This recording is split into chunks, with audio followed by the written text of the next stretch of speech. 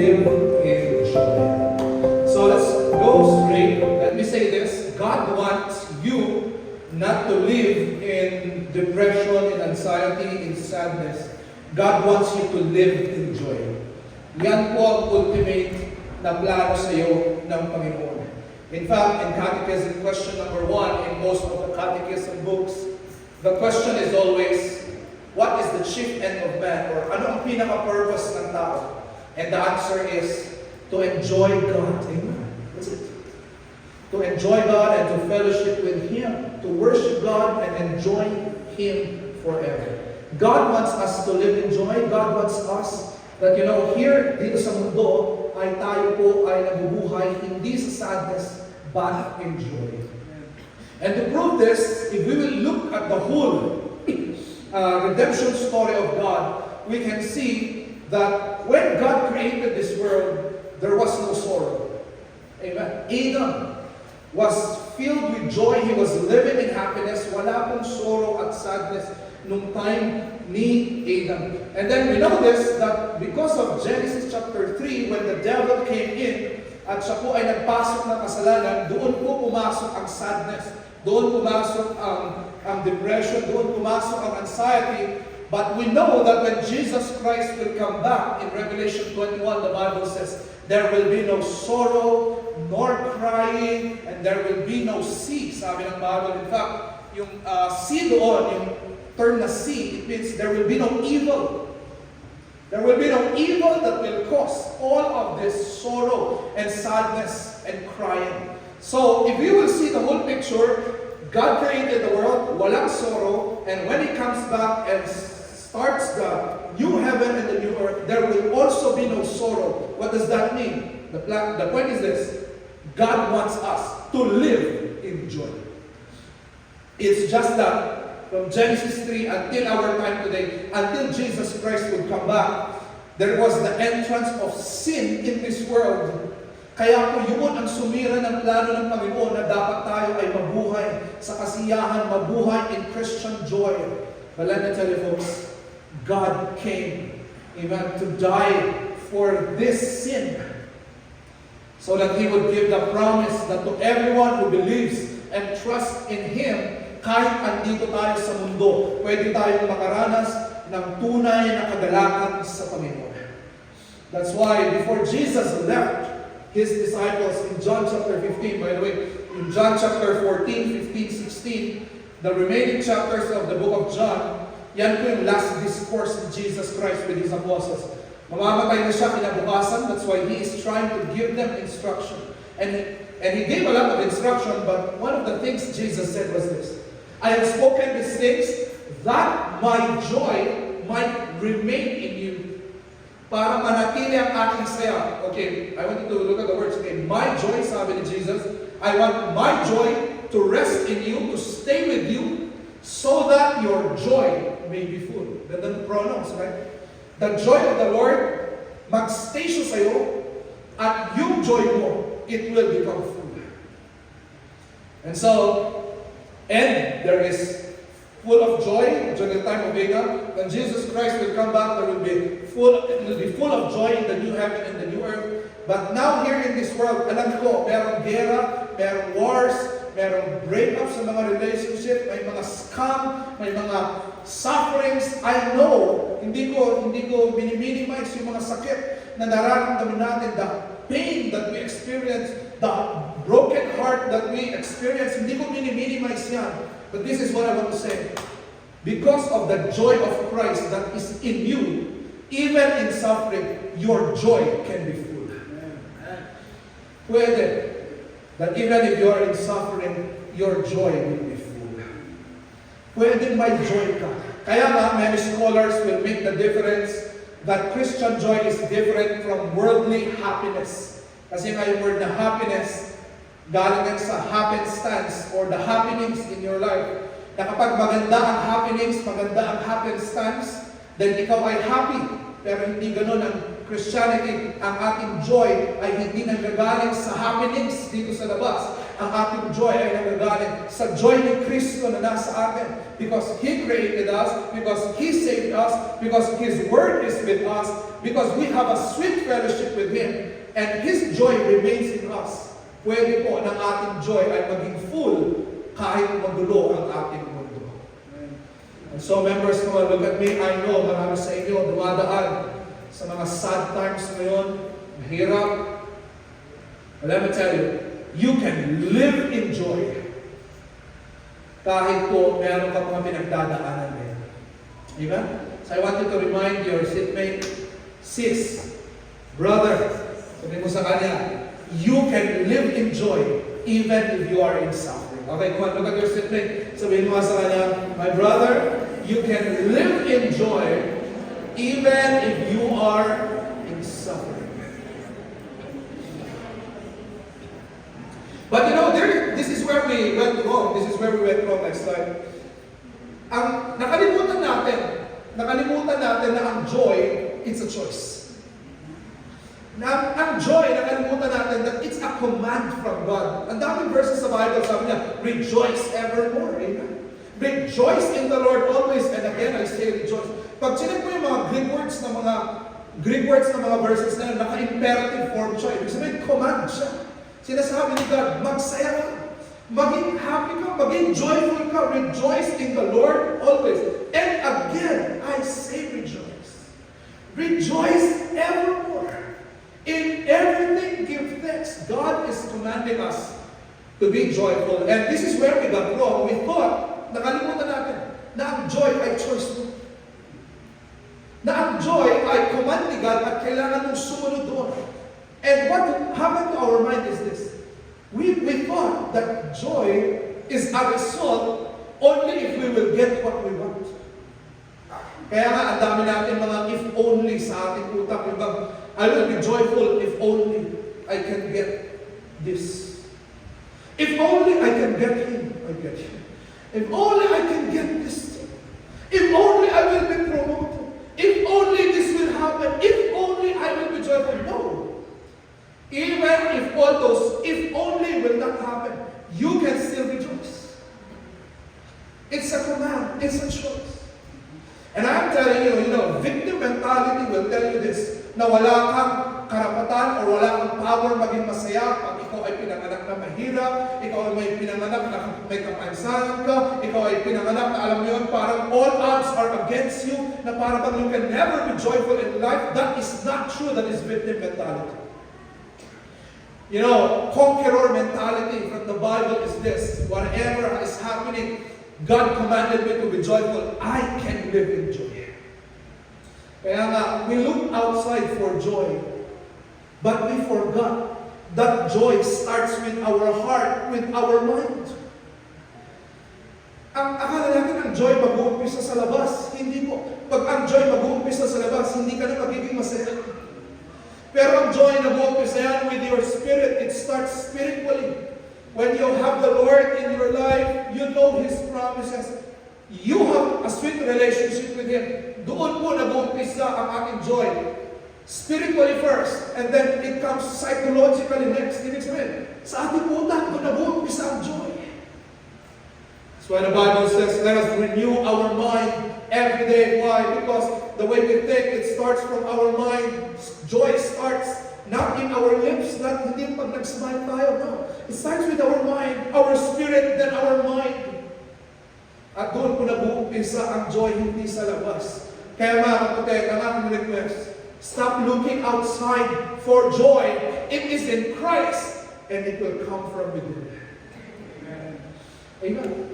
So today, I want to leave you 4 points, 4 principles. How can you have joy from the book of Proverbs? Amen. At sana po, you will walk out of this place na meron kayong commitment at resolve. I will be joyful. I will live in joy. Okay po ba? Okay, let's go straight. Number 1. Joy comes from a clear conscience, not from a lifestyle of sin. Number 1, joy comes from a clear conscience. Sa Tagalog, malinis na konsensya sa harap ng Panginoon. A pure conscience. A conscience that you know you are pleasing the Lord. And joy does not come from sin. Sabi po ng Bible, sabi ni Moses, Ang sin daw ay meron siyang pleasure. And will you agree? Yeah. Sin is pleasurable, right? Sin is, merong sarap, merong pleasure with sin. But Moses said that the pleasure of sin will only last for a season. It will not last for a long time. Amen? The pleasure of sin is only for a season. That's why don't you ever think that, when you are enjoying sin, alam mo, pag nasa sin ka, pag ginagawa mo yung sin at the moment, talaga nag-enjoy ka. You are tempted not to think about the Lord. You are doing sin. You are enjoying it. But don't you ever forget, joy does not come from sin. Because Proverbs said, even in laughter, the heart is sorrowful. And at the end of mirth, or at the end of your pleasure, is heaviness. Don't you ever forget this, Christians. Sa dulo ng ating kasalanan, akala mo nag-enjoy ka, pero sa dulo niyan, there is heaviness. Sa dulo po niyan, there is yung conscience mo, hindi siya clear, hindi siya pure, and there will be heaviness in your heart. And there can never be true joy if the Holy Spirit inside you is grieved. If the Holy Spirit inside you is crying, there can never be true joy. And I tell you, this point does not apply to unbelievers. This point only applies for believers. Why? Because unbelievers do not have the Holy Spirit in their life. Only a Christian has the Holy Spirit in his life. At ganito, ito ang pagkakaiba. A Christian, hindi naman siya magiging angel pag na-save siya, right? We will always sin. But the difference is this, when an unbeliever sins and a believer sins, kahit na parehas ang kasalanan na kanilang ginawa, ito po ang pagkakaiba. Yung unbeliever, masaya siya, okay sa kanya. Pero yung Christian, umiiyak ang kanyang puso. His heart is grieved. Both of them did the same vice, did the same corruption, did the same sin, pero in the heart of a Christian, hindi siya mapakali. Bakit? The Holy Spirit is grieved. That's why, Christians, you know this. If you are doing something wrong in the sight of God, and you know that it is wrong, you cannot sleep. You are bothered. Hindi ka makakoncentrate. Why? Inside you, the Holy Spirit is grieved. So I'm telling the church, what should we do? We should have a clear conscience in the sight of God. Amen? Kaya po, let me give these verses. Sabi ng Proverbs 28:1, the wicked flee when no man pursueth, but the righteous are bold as a lion. Ganito po ang nangyayari sa isang Christian na he is doing sin or he is living in sin. He is running even if no one is chasing him. Ano po yan? Tumatakbo, parang suspicious siya lagi. Parang may humahabol sa kanya. He feels that he is hunted. Why? I tell you this, it's the Holy Spirit hunting that person. And sin will bring you fear, restlessness. You are always looking at the back of your shoulder. Pinakatingin mo sa akin. Why? Because you know your conscience is not clear. Kaya nga po, ang taong may tinatagong kasalanan niya, pag tinext siya ng pastor niya, look, ba't kaya ako tinext ng pastor? Kahit makakamusta ka. So kahit mga members, wala ba nakatingin sa akin? Lahat ganun. Why? You're hiding something. But a Christian who is not hiding anything, if you see me at work, I'm the same. If you see me at home, I'm the same guy. If you see me in school, I'm the same guy. Pare-parehas. No need to hide. Why? You have a clear conscience. Kaya nga po, ito yan. If you are living in sin, if you know you're doing something against the Lord right now, okay, I'll give you the solution. You need to confess it to God immediately. Confess it to God, confess it to people, and ask the Lord for strength so that you will repent and get away from it. Why? Hanggang hindi clear ang conscience mo, hindi ka magiging masaya. You can fake your smile, but your heart, alam mo yan, malungkot ka sa loob because the Holy Spirit is grieved. Kaya ang term ng psychology dito, sabi lang, there is no inward coherence. Ano yan? Usually ito, sinasabi ito sa counseling, kinakausap yung tao, Pag sinasabi niya, Pastor, malungkot ako, I'm sad, hindi ko alam bakit. Ang isang tanong dyan is this, are you living in sin? Are you doing something that you know is not pleasing to the Lord? Ang sagot is yes, in your heart. You have to turn away, or else your heart will always be bothered. Why? My Holy Spirit na umiiyak. My Holy Spirit na nagsasabi sa'yo, come on, this is not the desire of God. You need to get away from this. Amen. And you know, church, you can always hide from the church. You can always hide from your pastor. You can pretend at the back of your, nice dress, nice polo, nice smile, you have a ministry. You can pretend, but I tell you, you cannot hide from the Holy Spirit. He is in your life. He sees your words. He sees your thoughts. And if you are living outside the will of God, hindi ka magiging masaya. Gusto ng Panginoon masaya ka. Kaya mag-repent ka na at baguhin mo na para maging masaya ka. Wala kang iniisip na kabigatan. That's why, the Bible says, when you repent and you confess your sin, what happens is this. It's like a load in your back. Parang mabigat na bato. Pag nag-repent ka, parang naibaba mo siya. That's the picture of repentance. Merong buhat-buhat kang kasalanan kahit kung iniisip, dinadamdam mo yan. The Holy Spirit is great. But the moment you give it to Christ in repentance, and Christ says, okay, I forgive you, now I give you the strength to change your ways at mag-repent ka. Parang ka nabulutan. I'm free. And even if people will look back and say, alam mo ikaw, ito yung ginawa mo, dati kang mamumakay tao, dati kang drunkard, dati kang ganito. You know what? Hindi ka mag-bother because you can easily say, dati yan. But the stone of sin, I've dropped it off a long time ago. It was nailed to the cross. I'm now free from it. And I am enjoying my relationship with the Father. Amen. And after you drop off that sin, next slide. So emphasize to. Yung bottom point mo dyan. After you drop off that sin, I want you to replace sin with obedience. Ano po yan? Pagkababa mo ng kasalanan na iyong tinatago, yung iyong hinaharbor, after you put it down, I want you to grab a hold of Jesus Christ and say, Lord, I will worship you. Yung dating energy na dinadala ko sa kasalanan, dadalhin ko na lang sa ministry. Yung dating pera na dinalagay ko sa bisyo at sa kasalanan, dadalhin ko na lang para sa ibang tao, para sa Panginoon. Yung dating lakas ko, yung dating oras na nagugugol sa kasalanan, gagamitin ko na lang sa aking Bible reading. That's it. You have to replace it. You pull up the stone of sin and you replace it with something. And that's the time that you can be joyful. Ito, I'll teach you something, okay? Hindi mo enough na ititigil mo lang ang isang bagay. Kailangan palitan mo siya. Please, listen to this. It's very theological, very psychological, okay? Hindi enough na sasabihin mo, okay, ititigil ko lang magbisyo. Hindi enough.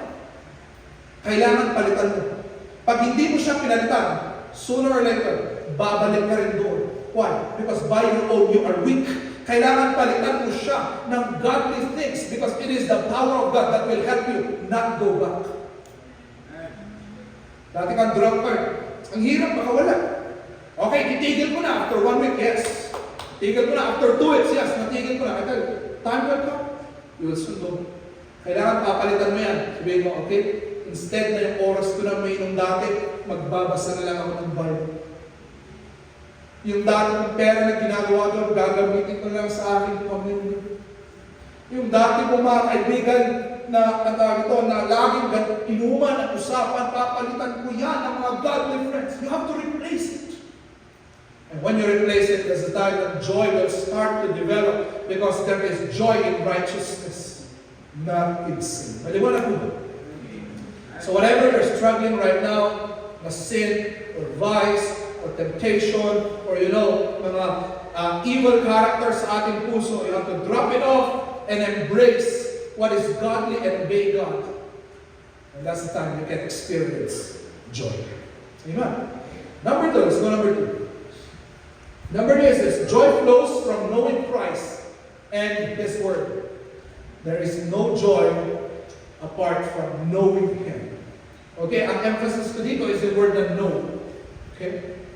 Ang joy po, it's through knowing God, through knowing the Bible deeper, at kapag hindi mo nakilala ang Panginoon deeper, hindi mo nakilala ang Kanyang salita in a deeper way, ay wala akong joy doon. Amen. Why? Because joy comes from knowledge. Okay, sabi ko dito, Psalm 19:8, sabi niya dito, the statutes of the Lord are right. When word the statutes dyan is referring to the Bible.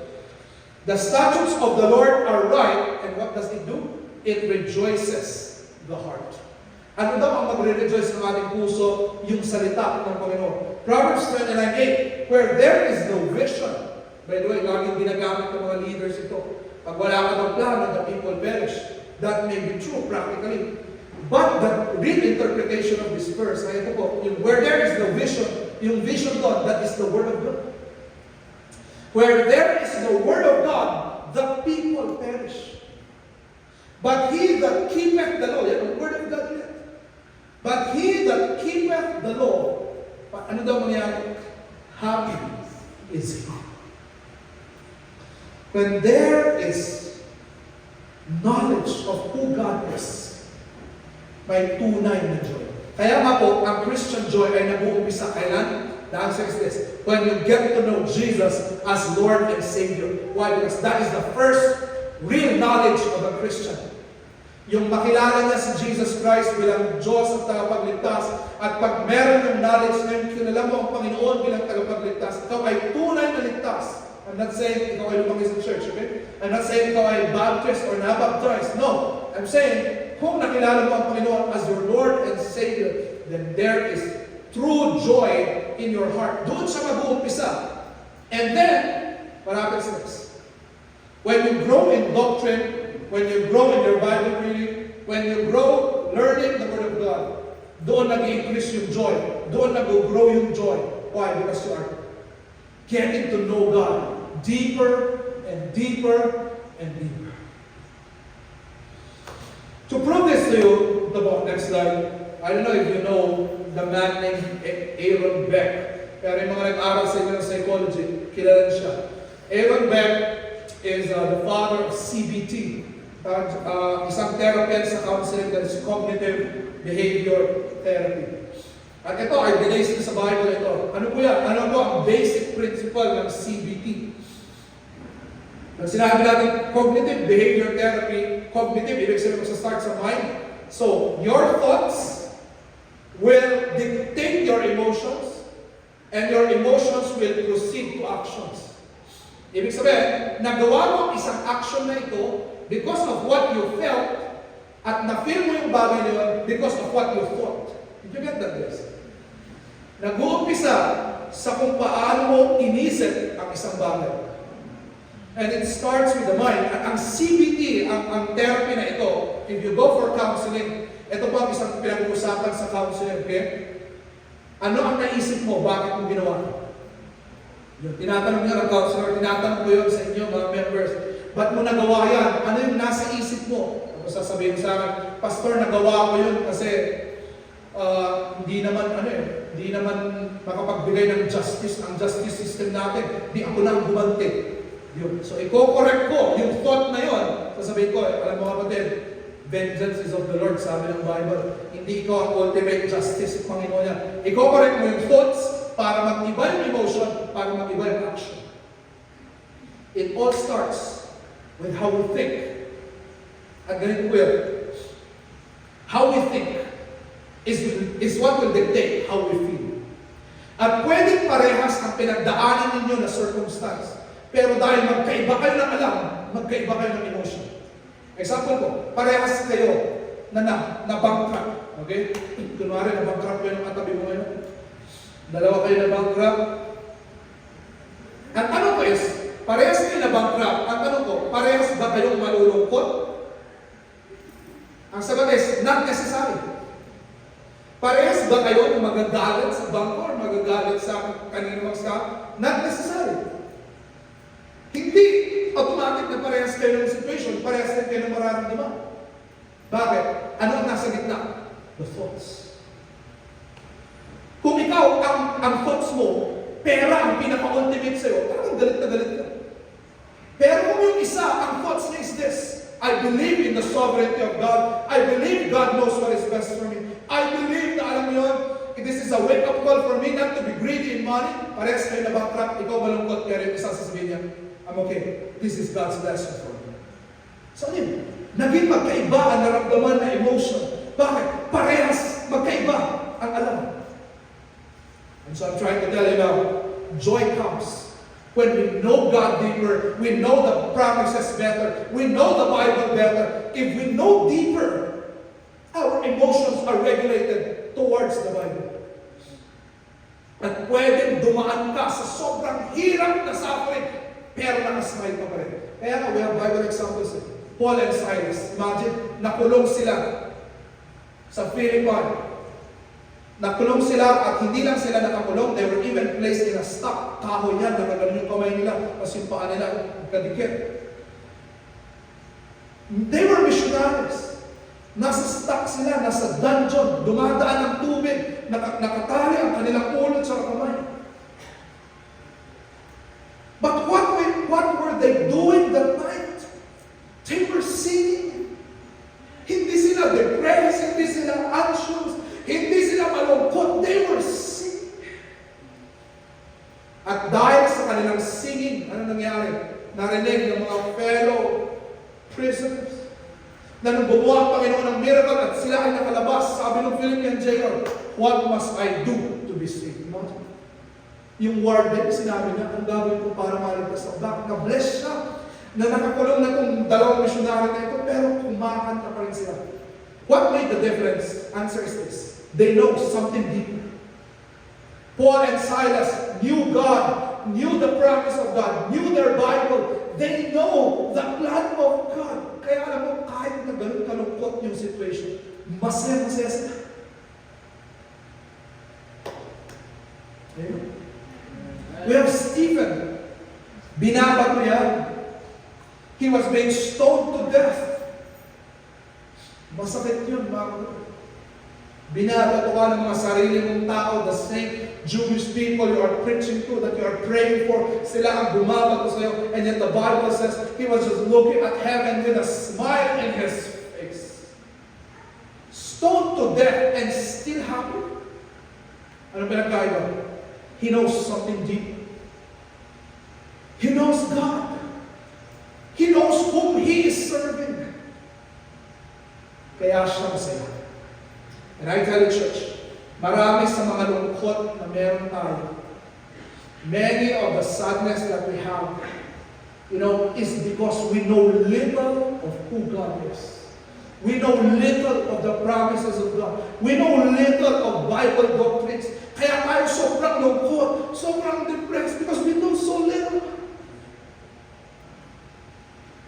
I'm not trying to judge, okay? I'm just trying to inspire you when you get to know God deeper. Alam mo yan, pwede kang umiyak, but ultimately, hindi ka talagang sobrang defeated.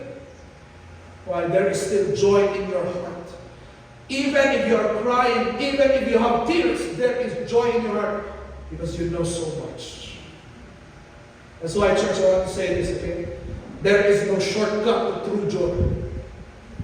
Walang shortcut yan. Kailangan dumaan ka sa process ng pag-aaral ng salita ng Panginoon. Kasi yun ang magkukultivate ng joy. Kailangan mag-disciple ka.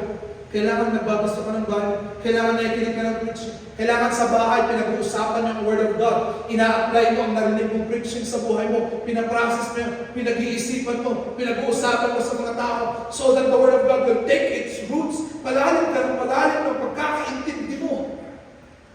Hanggang sa dumating yung time na ikaw ay makamit ng sobrang bigat na suffering. At pag namit mo yun, bigla ka sasabihin, I'm okay. It is well with my soul. Imagine, nagtungkos ng kanta, it is well with my soul. Nalunod, mamatay ang kanyang mga anak, nasunog ang kanyang mga ari-arian sa Chicago fire, but at the end, he still wrote a song, it is well with my soul. He knows deeper. He knows the God whom He is serving. Kaya mga kapatid, gusto niyo ba maging masaya? You want to have joy until the rest of your life. You need to know God deeper.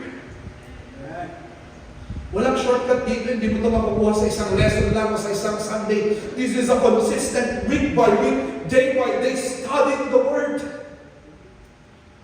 Sobrang dami kong baon na verses. At kapag dumating yung suffering niya, kaya I'm okay. God is with me. Amen. Yun ang source ng joy. Amen. Number 3. Okay, number 3. Joy comes from being a blessing to others, not living for self.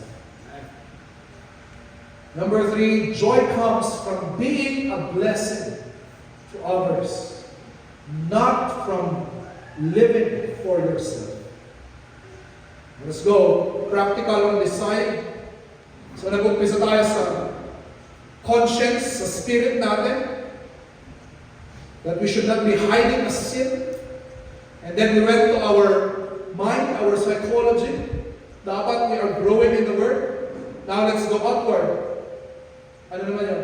We can experience joy if we are being a blessing to others. And the more po na ikaw ay blessing sa iba, the more na ikaw ay mas masaya.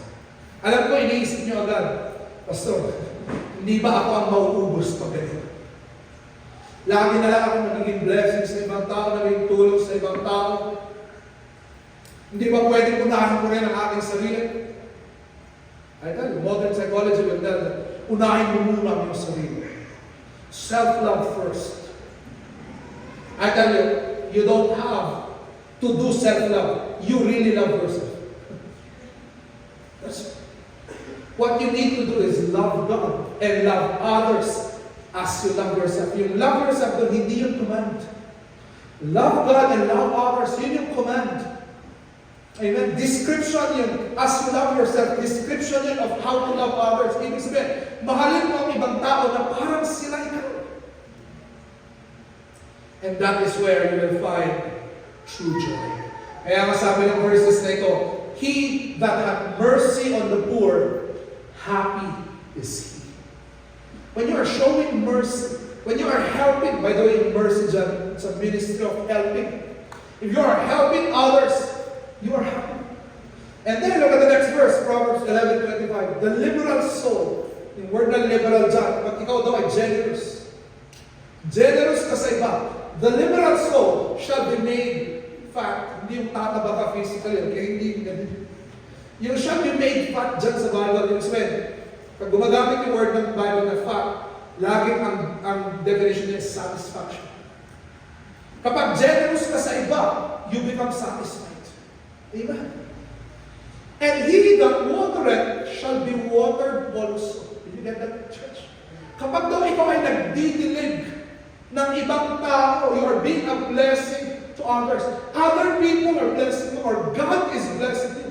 When you bless others, someone is blessing you. What a blessing, church. When we help, someone is blessing us. When we help, we are being joyful. And church, you know, ito talagang I really want to counter this, okay? Because self-love, many people think that, you know, that is the way to have good mental health, joy, happiness, self-love. I tell you, self-love has made us more depressed. Helping others is what will make us mentally healthy. Being a blessing to others is what will make us joyful. That's why I want to put some points here. Next slide, tignan niyo po itong verses na ito. Okay? 1 John 3:16, the love of God, because He laid down His life for us, and we want to lay down our lives for the brethren. Ano po yan? Yung ginawa ni God sa atin, He became a blessing to us first. So ano ang dapat natin gawin? We become a blessing to others.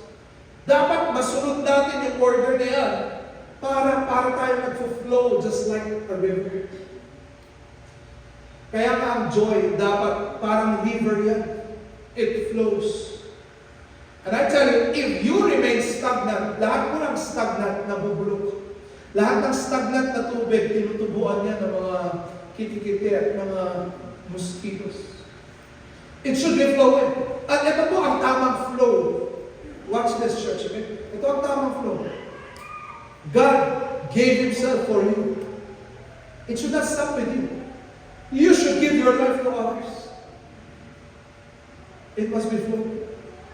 And ito promise na God ito kay Abraham. Sabi niya kay Abraham, I will bless thee. Galing kay God. I will bless thee. Para ano? Para mag-ibang ka?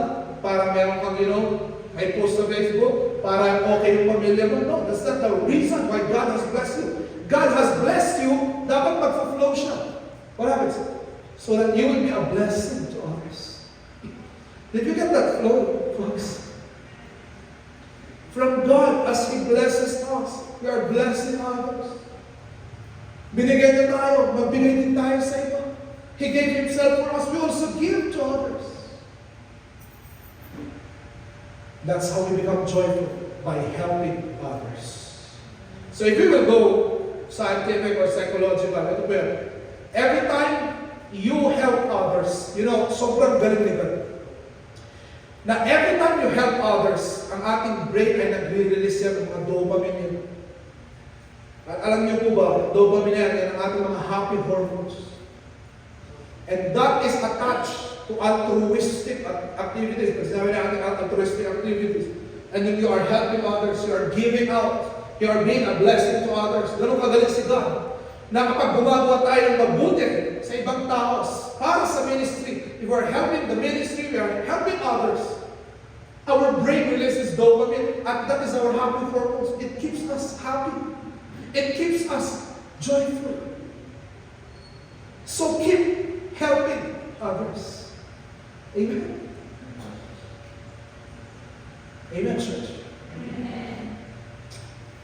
Ilan ang tinulungan mo ngayong week? Ilan ang pinag-pray mo ngayong week? Ilan ang in-encourage mo this week? Kaya ka lang sa bangka. Kaya hindi ka masaya. Why? You have not been a blessing to others. Kaya nga pa dito may mga struggles sa kunwari, mga bagong panganak. Mga bagong panganak, yung para sa atin operation sa thyroid, yung mga ibang sickness na nakakapagpababa ng dopamine levels. Ano yan? Pag bumaba yung dopamine level, talagang kaya may postpartum, may mga ganyan, may mga nagiging malungkot ka. Bakit? Kasi pag bumaba yung dopamine, talagang that is associated with low mood, okay? Sadness. So ano ang counter nun? You need to do things that God designed na ikaw ay magre-release din ng dopamine. And one of that is this. You help others. You become a blessing to others. At masasurprise ka, kahit ikaw yung nagsasuffer, pero tumutulong ka sa ibang tao, God is healing you.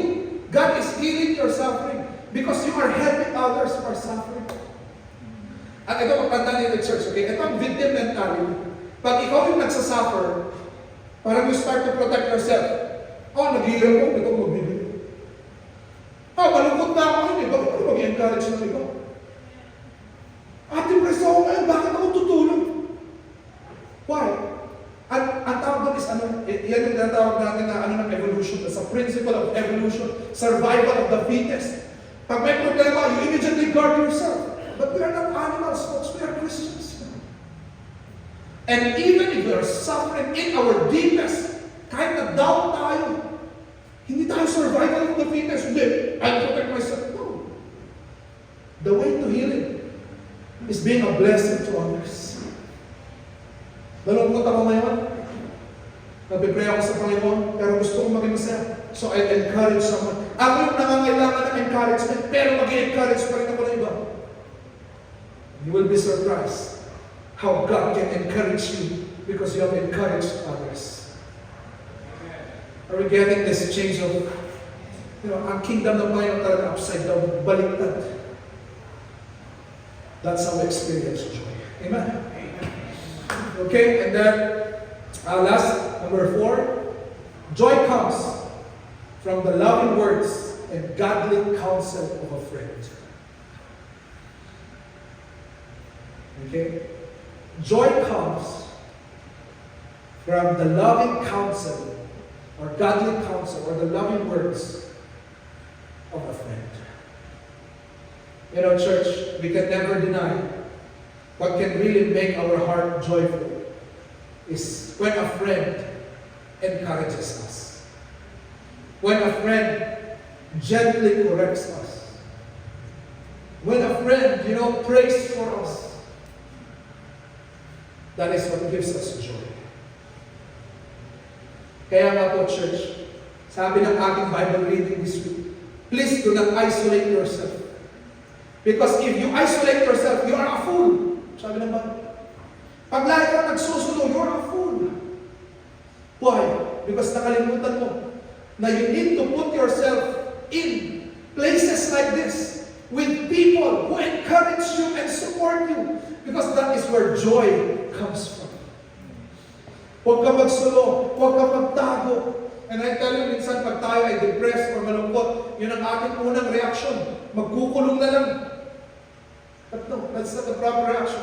The proper reaction is to go to the church, to go to your family, to go to those people who are your emotional support, your spiritual support, and let them encourage you. At alam mo, maganda yung ganito. Sasabihin mo sa kanya, kapatid, can you pray for me? Kapatid, can you encourage me? Malungkot talaga ako yun. At huwag kang matakot na magpakita ng kahinaan. Because when you are vulnerable, you are not weak. In fact, you are strong. At lalapit ka sa mga brethren, sabi mo, bro, can you pray for me? Ganito yung pinagdalaan. Sis, pwede nang i-share mo ito sa iyo kasi talagang bigat na puso ko. And that is where joy comes from. When you have a faithful friend who is encouraging you. Amen? Kaya nga po, sabi ng Bible, kailangan mag-start sa atin that we will initiate to call the elders of the church, to call the pastors. Sinabi yun ng Book of James. Kung ikaw ay malungkot, kung ikaw ay may sakit, ikaw dapat ang magtatawag. Ikaw dapat, you will be the one to call the elders of the church.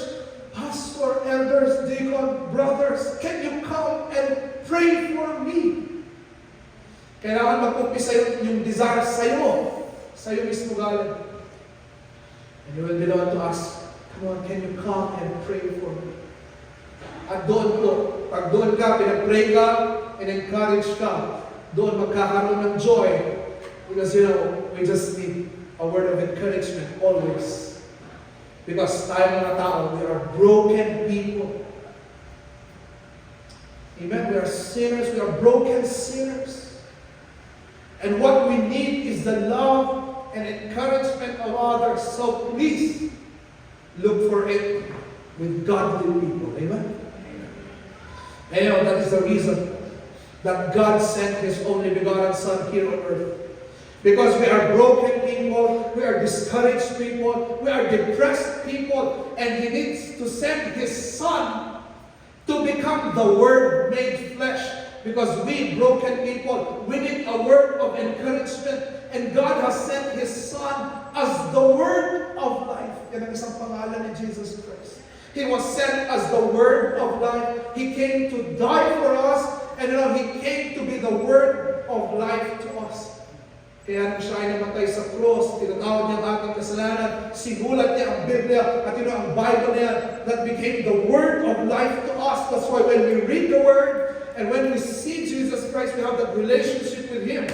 Wow, ang daming encouragement na pumapasok sa atin. At yun ang gamot ng ating depression. Yun ang gamot ng ating kalungkutan. It is Christ and His Word becoming the Word of life to us. So church, please admit that you are sad.